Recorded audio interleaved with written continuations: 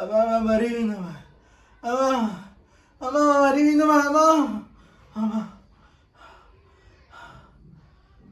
ओ अब्बा तोखे त मां यकी जलींदी हुअसि त अब्बा तूं न वञ ॿाहिरि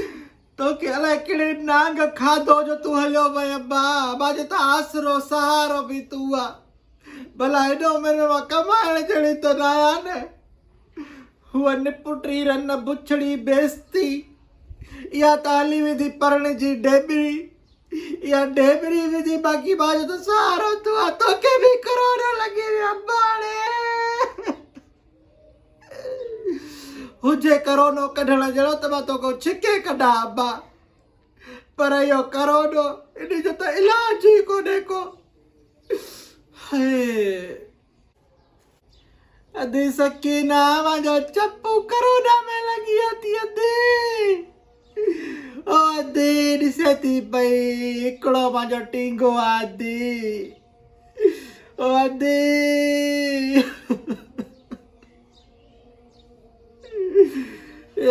बि अधी मुंहिंजो लथो थो वञई हाय मुंहिंजी क़िस्मत अधी के कान लॻल अंदर में लखु लानत ॾियाए छा ॾियां बिस्तरे ते सुतो पियो आहे न हाणे ख़ुशि आहे न निभागा चवंदी साईं त न करे अब्बा न वञ अब्बा बीमारी ख़राब लॻी वई आहे कॾहिं न तूं माउ खे तो जा ॾेई करे ॿुधो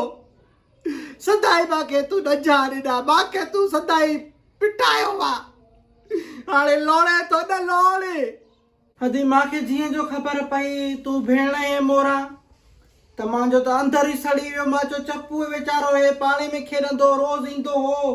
कॾहिं हे कॾहिं वटी खणी ईंदो बॉल खणाइण खां कॾहिं छा मां चयो न चङे भले छोकिरे खे अचानक छा थी वियो बसि पोइ अब्बा हे मां आंदी आहियां इहा शइ आंदी आहे अलाह जे नाले ते हिनखे हथड़ो घुमाए हथु फेराएसि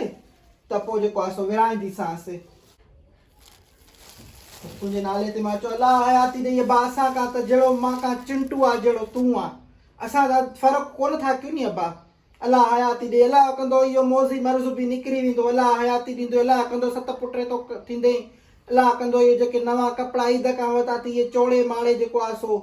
फाड़ींदे अलाह तोखे हयाती ॾे अब्बा असां खां त अब्बा बचा हो न असां त न चवंदासीं त तव्हांखे कुझु शइ ओ अधी छा थी करे पई अधी हथड़ो न घुमराएसि अधी हुनखे अॻे ई निभागे करोनो लॻो पियो आहे सॼे ॻोठ खे सॼे शहर खे ओड़े पाड़े खे लॻराईंदी अचां इहो वेरस अधी ओ अधी सकीना कहिड़ी जालप में आया ताईं अधी ॾिको वठु इहो हथु न घुमराएसि बाहि न ॾियाए करे सदको करे न साड़ियाए अधी मुंहिंजे अंदर में कान लॻी विया कूड़ी है अब्बा तव्हां बि ॿुधो नी पंहिंजो एहतियात कयो अब्बा इनी मर्ज़ जो इनी वेरस जो अब्बा को इलाज कोन्हे को क़ुर खे पंहिंजो हथ थी ॿधाव अब्बा